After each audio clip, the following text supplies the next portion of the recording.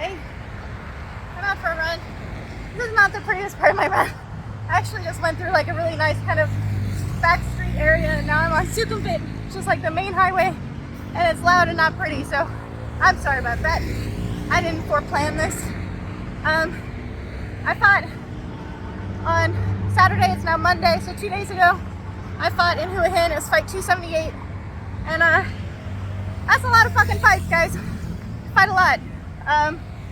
And it's slowed down a lot, so now my fights have become really like individuated, whereas before I was fighting really often, like every 11 days. I just watched Nung Roy, which is this film that Mark Piokos, or Picos, I'm not sure how he pronounces his last name, he put together from my vlogs and actually my fight footage for my first 100 fights in Thailand. And it's a lot of this, it's a lot of like doing my vlogs while I'm running and talking about upcoming fights and how I feel about having just fought and all of these things. So I'm kind of inspired by that and doing that now. But man, it's different. Like, there's tons of stuff that's kind of cool that in that video, it's stuff that I learned much earlier than I thought I had learned it. I just didn't have words for it. So there's a whole vlog where I'm talking about Ning, but I don't have a word for that. I just have the concept, which is kind of cool that now I have all these like words and kind of more elaborated concepts about it. But man, my mentality was pretty good early on because I was just really hungry for experience and fighting, and I was like, look, I'm going to be fighting all the time. I'm going to have really hard fights. I'm going to have not so hard fights. I'm just going to fight all of them because the aim is to just get as good as I can and just keep going. And at the time, Kevin and I thought we were going to be in Thailand for about a year. Been in Thailand 11 years. Like, we've made this work. We've made this happen. My goal was 50 fights originally. I'm at 278 fights. It's crazy to put it in perspective watching this movie. And man, I was not in a good place going into this last fight. Like, I don't know what's going on with me. I need to figure it out. I really need to figure it out. I was laughing while crying, talking to my brother today about how I actually have really good like mental training practices. But it's like being a dietitian who like has really good nutrition plans, but I don't eat the food that I put on the plan.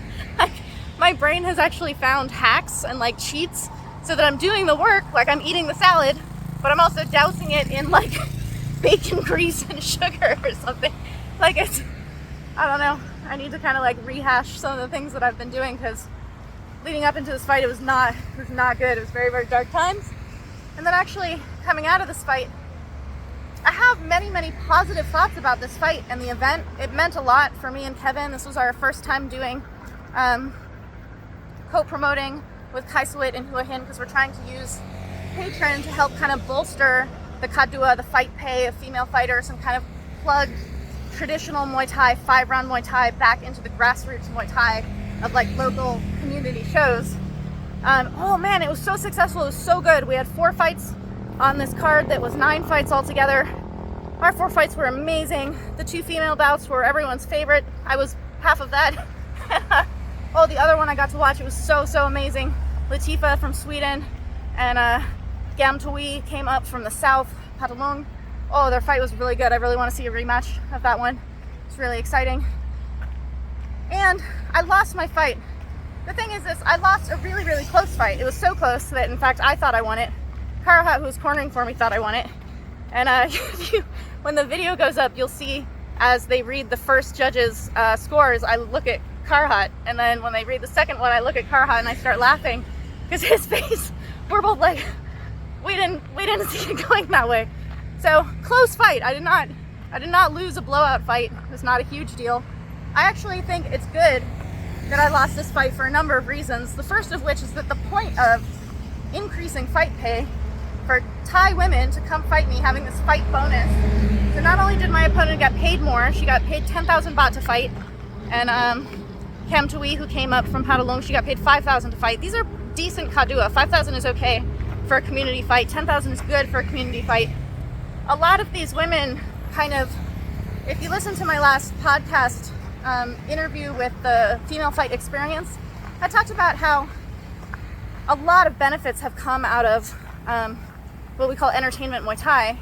A lot of really good things have come out of that, including women being able to fight at Lumpini and Rajadamnern, including better fight pay, including a lot of women from before my generation and my generation who would be retired by now, having these like total second careers, which is amazing. And that's due to entertainment Muay Thai, like full props to where that's due.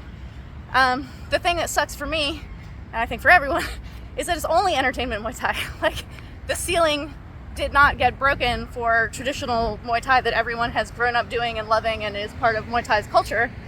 They just moved it, like they opened up a second wing that has a higher ceiling. It's not the same thing. So, increasing the fight pay and having this fight bonus, my opponent walked home with a 30,000 baht bonus for beating me. This is great. And the whole point of that, like the whole point of giving bonus incentives, giving a higher Kadua incentive to be able to bring women from farther away to fight in these community shows, to pull them back into 5-round Muay Thai. The point of that is for Thai women to have better opportunities. So my Thai opponent winning that fight is actually the best case scenario for what we actually wanted out of that, because she truly won it. This was not a like handout. This was not anything. This was, she won that fight. I lost that fight. And so her winning it and going home with 40,000 baht, that's fucking awesome. That's exactly what this card is supposed to be doing.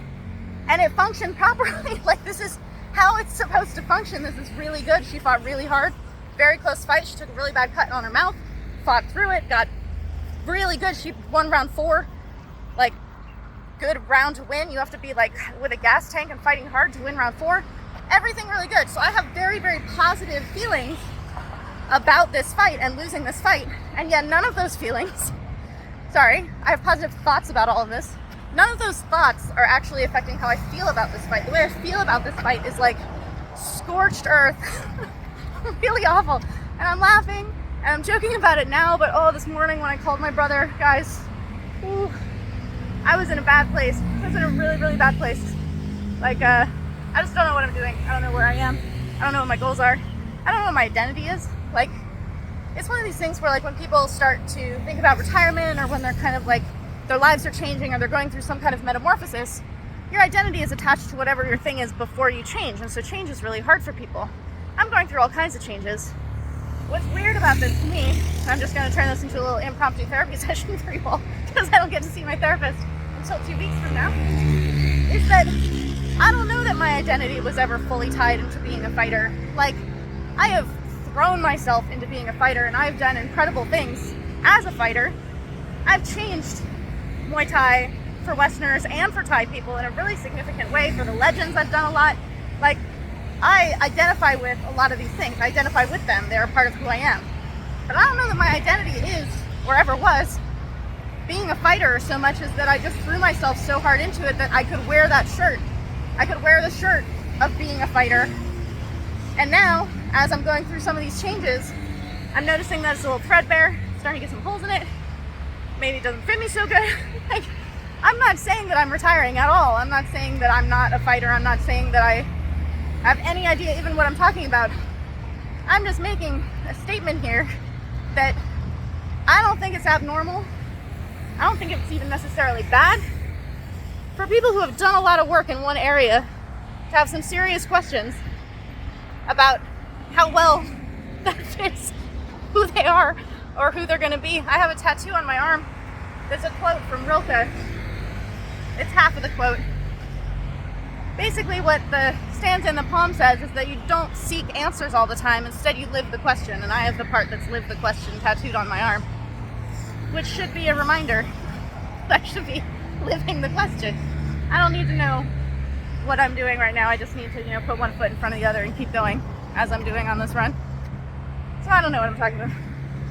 My vlogs have become much more meandering.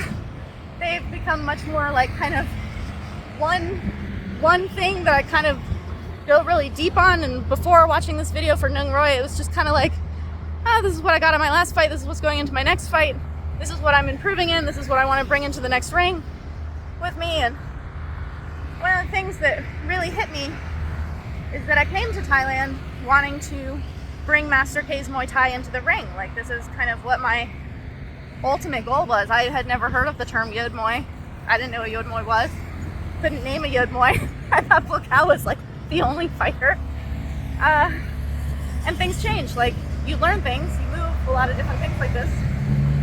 And at the end of this movie, I'm like, I'm not gonna bring Master K's Muay Thai into the ring. I can't. I actually don't fight like any of the people who train me.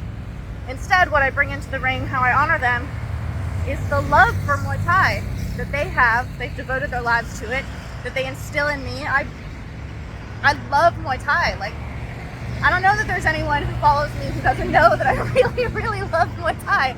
Like, this is kind of, if I have an identity thing, this is definitely one of those, like, put a pin in it. This is one of those things that's surefire. One thing we know about Sylvia is she loves Muay Thai.